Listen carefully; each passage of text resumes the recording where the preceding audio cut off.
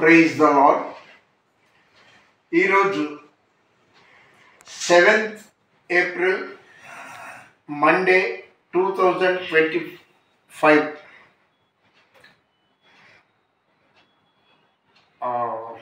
చల్లగాలి నివాసులో ఇది చిత్రీకరించడమైనది. నిన్న మెరుపు టీవీలోనో రెండు టీవీలోనో చూశాను, గుర్తులేదు. ఆరోగ్య స్వామి జోసెఫ్ అంట అతని పేరు.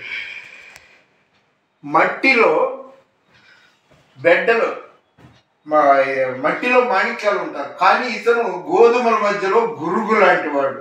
నెంబర్ 1. ఓల్డ్ టెస్టిమెంట్లో ఇతను గెహాజీ లాంటి వాడు. నెంబర్ 3, న్యూ టెస్టిమెంట్లో ఇస్కారియోతు యూదా లాంటి వాడు. సాధారణంగా ఎవరో ముక్కుముఖం తెలియని ఒక వ్యక్తి చనిపోతే అయ్యో పాపం అంటాము.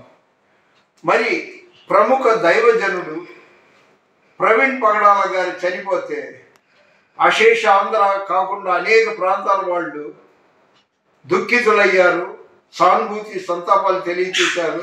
స్పందనగా వాళ్ళందరూ ఆ కార్యక్రమాల్లో పాల్గొన్నారు. ఇతను పాస్టర్ జోసెఫ్ అని ఆ వీడియోలో పెట్టారు. పాస్టర్ కాదండి అతను, కనీసం ఇవాంజలిస్ట్ అంటే సువార్థికుడు కూడా కాదు. పాస్టర్ అంటే సంఘ కాపరి, అంటే ఒక చర్చిని మెయింటైన్ చేసే వాళ్ళని పాస్టర్ అంటారు. ఈ ఆరోగ్య స్వామి జోసెఫ్ అని ఆయన పాస్టర్ కాదు, రోమన్ క్యాథలిక్ మిషన్ అన్నాడు. క్యాథలిక్ మంచిదే, ఆర్సీఎం మంచిదే, కానీ ఇతను వాళ్లతో కుమ్మెక్కి అంటే మాఫియా, మతోన్మాద మాఫియా వాళ్లతో ఏదో పుచ్చుకున్నట్టున్నాడు. అందుకే క్రైస్తవులందరికీ యాంటీగా మాట్లాడాడు. పాస్టర్ నా కొడుకులు అన్నాడు. వాడి సంస్కారం ఇక్కడే తెలుస్తుంది. వాడికి కనీసం బైబిల్ నాలెడ్జ్ లేదు. పాస్టర్ అజయ్ బాబు, మధ్యశెట్టి అజయ్ బాబు గారిని అరెస్ట్కి అప్పటి నుండి నేను రోజు స్పందిస్తున్నాను, బాధపడుతున్నాను, అనేకులకి చెప్తున్నాను. అలాగే ప్రవీణ్ పగడాల గారి మరణం గురించి చాలా అనేకులు దుఃఖాక్రాంతులై ఉంటే నా వంతు నేను కూడా సంతాపం తెలియజేస్తూ నా యొక్క సానుభూతిని తెలియజేస్తూ అనేక వీడియోలు చేశాను. ఇవన్నీ ఎందుకంటున్నానంటే ఇతను పెయిడ్ ఆర్టిస్ట్ అనుకుంటా, ఏదే మతోన్మాద మాఫియా వాళ్ళ దగ్గర, అందుకే ఇలాంటివి చేశాడు.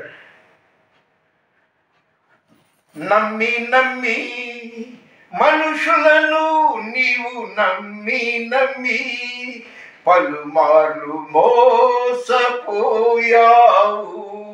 ఇలా ఎంత కాలము నీవు సాగిపోదువు.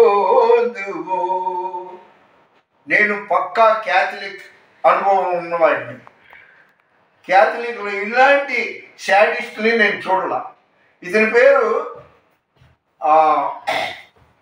ఆరోగ్య స్వామి జోసెఫ్ కాదు, చెంచా జోసెఫ్ అని చెప్పచ్చు.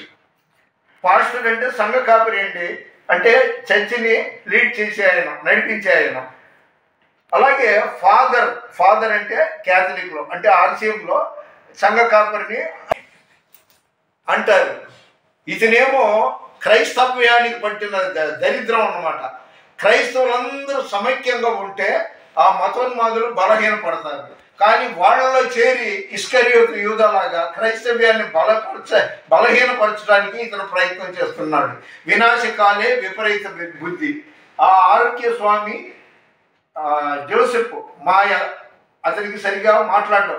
ఆయనకి లాస్ట్ వార్నింగ్ ఇచ్చి ముగిస్తాను. అదేంటంటే నీకు బైబిల్ నాలెడ్జ్ లేదు, నువ్వు బైబిల్ పట్టుకో. నేను బైబిల్ చూడకుండా ఎన్నో రిఫరెన్సులు మాట్లాడతా, అది ఏది ఎక్కడుందో నువ్వు చెప్పు, నీకు నేను బలాదూర్ అవుతా, నీ దగ్గర బానిస అవుతా.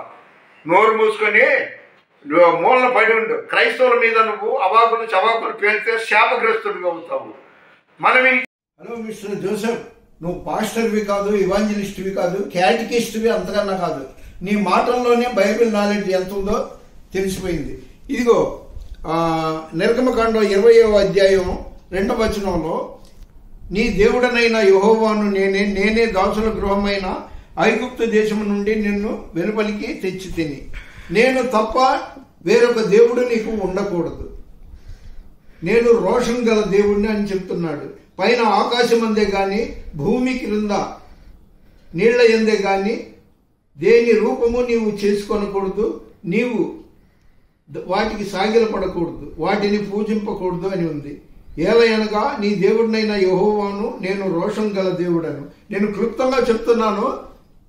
జోసెఫ్, నువ్వు క్యాథలిక్లో ఆర్సీఎంలో క్యాటగిస్ట్ ఉంటాడు, కానీ నువ్వు అటు క్యాటగిస్ట్ కాదు, ఇటు సంఘ పెద్దవి కాదు, చర్చి పాస్టర్వి కాదు, ఫాదర్వి కాదు. కాబట్టి నువ్వు క్రైస్తవులకి యాంటీగా చేసావంటే శాపగ్రస్తుడివి అవుతావు. ఇకనైనా బుద్ధి మార్చుకో. క్రైస్తవులు అందరూ అపోస్తులు 10:36 ఉంది, యేసుక్రీస్తు అందరికీ ప్రభువు. ఆర్సీఎం, లూథరను, పెంతెకోస్తు, బ్యాప్టిస్ట్, నేను సంఘ భేదం లేకుండా అన్నిట్లోనూ పాల్గొంటుంటాను.